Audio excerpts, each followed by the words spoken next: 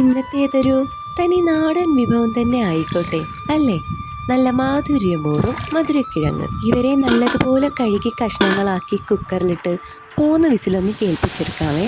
ഇവർക്ക് കൂട്ടായിട്ട് നമ്മുടെ കൂവക്കിഴങ്ങൂടെ ഉണ്ട് കേട്ടോ. കിഴങ്ങുകളൊക്കെ വേകുന്ന സമയം കൊണ്ട് നമുക്ക് ചെടികളൊക്കെ കണ്ടൊന്ന് ആസ്വദിച്ചിട്ട് വരാം. വീട്ടുമുറ്റത്ത് ഇങ്ങനെ പച്ചപ്പ് നിറഞ്ഞു നിൽക്കുന്നത് കാണാൻ ഒരു പ്രത്യേക ഭംഗിയാ അല്ലേ. അതെ, 3 വിസിൽ കേട്ടിട്ടുണ്ട് കേട്ടോ. ഇനിയും ചെടികൾ ആസ്വദിച്ച് നിന്നാൽ കുക്കറിലെ ആശാമാർ കരിഞ്ഞു പോകും. നമ്മുടെ ആശാമാരൊക്കെ വെന്തിട്ടുണ്ടേ. 2 കഷ്ണം മധുരക്കിഴങ്ങും 1 കൂവക്കിഴങ്ങും കൂടെ ഞാൻ പാത്രത്തിലേക്ക് മാറ്റിയിട്ടുണ്ട്. ഇതിന് തൊട്ടുകൂട്ടാനായിട്ട് ചെറിയുള്ളിയും പച്ചമുളകും ഉപ്പും പുളിയും കൂട്ടി ചതച്ചെടുത്ത് അതിലേക്ക് പച്ച വെളിച്ചെണ്ണ കൂടെ ചേർത്തെടുത്ത ചമ്മന്തിയുടെ ഉണ്ട് കേട്ടോ. എനിക്കിതിൽ മധുരക്കിഴങ്ങാണ് ഇഷ്ടമായത്.